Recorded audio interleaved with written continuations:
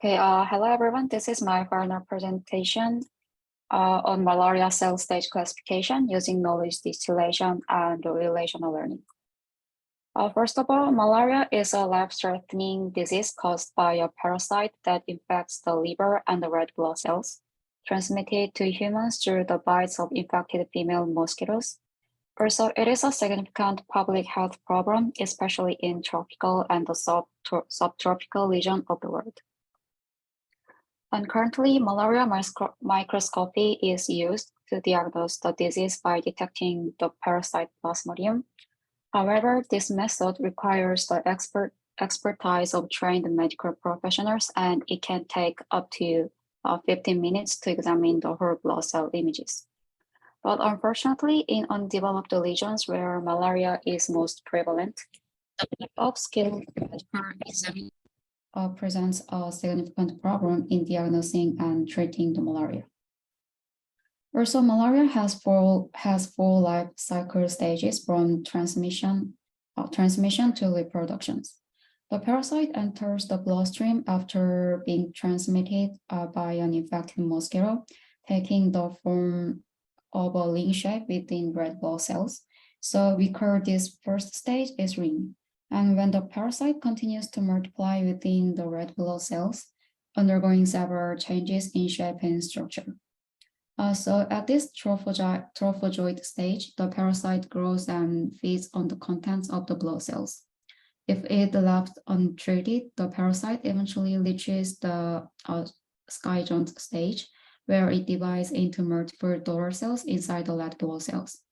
And this process can cause the red blood cells to rupture, releasing the merozoite into the bloodstream, invading new red blood cells, and continuing the cycle of infection. And the final stage is gametocyte, a reproduction stage that produces female and the male gametocytes. So to prevent the malaria, the fast and accurate diagnosis of the cell stage is important. And there is a related work on malaria cell stage classification, such as the paper named A Dataset and Benchmark for Malaria Life Cycle Classification in Thin Blood Smear Image. The authors in this paper, they proposed a cascaded classification pipeline for malaria cell stage classification. And before training the model, they performed the binary classification on individual red blood cells to classify infected samples from the healthy ones, regardless of the stage. So they used the convolutional layers for the classification, and with only the infected samples, perform the multi-class classification to classify the detailed stage of the cells. And I have inspiration from this cascaded pipeline and the processing method. I also took inspiration from another research work, long-tailed multilevel retinal disease recognition via relational learning and knowledge distillation. And this research work aimed to overcome the data imbalance problem of a retinal disease dataset by using the knowledge distillation based on the relational subsets. So by generating relational subsets, the model can learn the features between the retinal disease, resulting in a lighter model. And the knowledge distillation transfers the knowledge to the student model. It results in the higher accuracy with the smaller model size. And this is the IML malaria dataset I used, and it includes the microscopic images of red blood cells. This dataset contains 3,800 cells tagged from 345 microscopic images with annotation files provided. So I could make individual red blood cells using the annotations, and you can see the healthy blood cells are classified with the blue boxes, while the infected cells are classified within the red boxes. And this is the ring stage cells, and this is the gametocyte. So we can assume that this cell is reproduced from this gametocyte cell.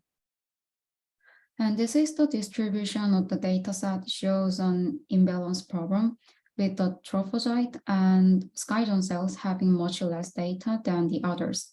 So without processing, using this dataset would not enable learning of the features of trophozoite and the skyjoint.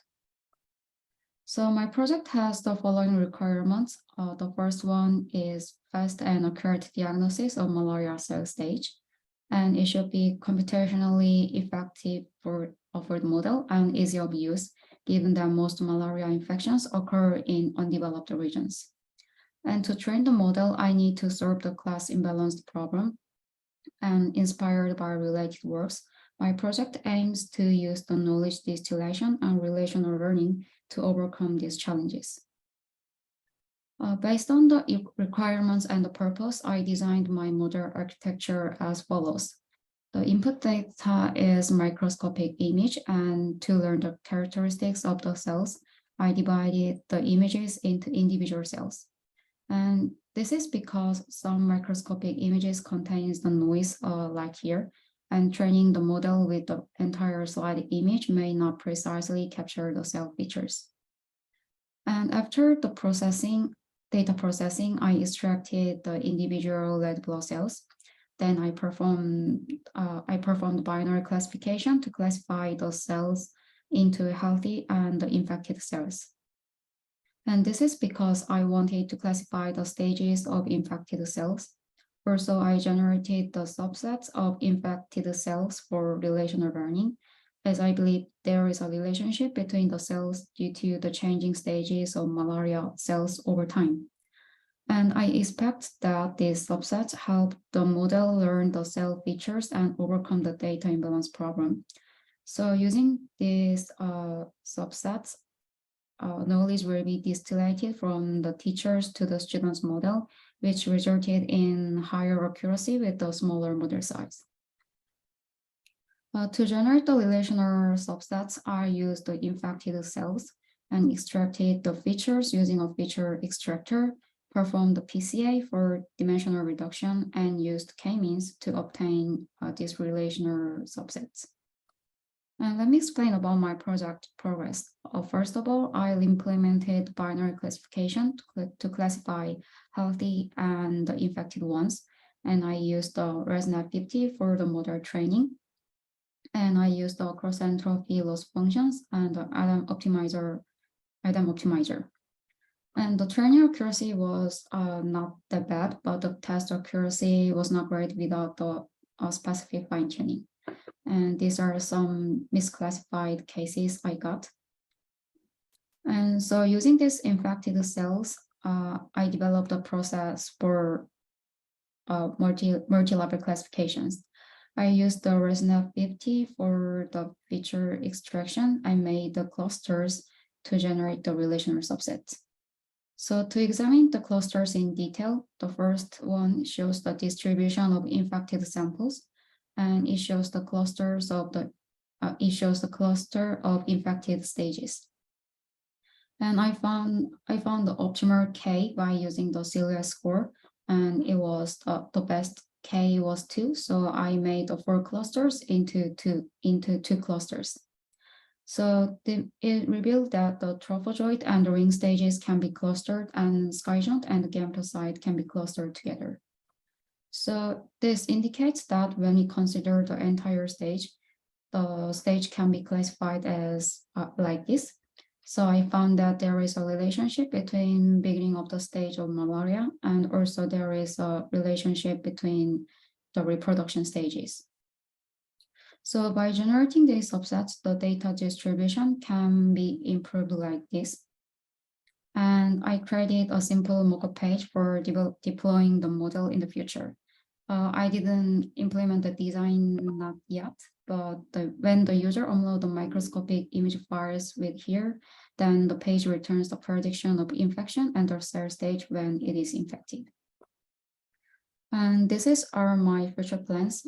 First of all, I will implement the knowledge distillation part and conduct the experiment to evaluate its effect on the model's computation and relational learning's impact on the stage classification accuracy. After that, I will deploy the model to the web app. And yeah, this is the end of my presentation. Thank you for listening.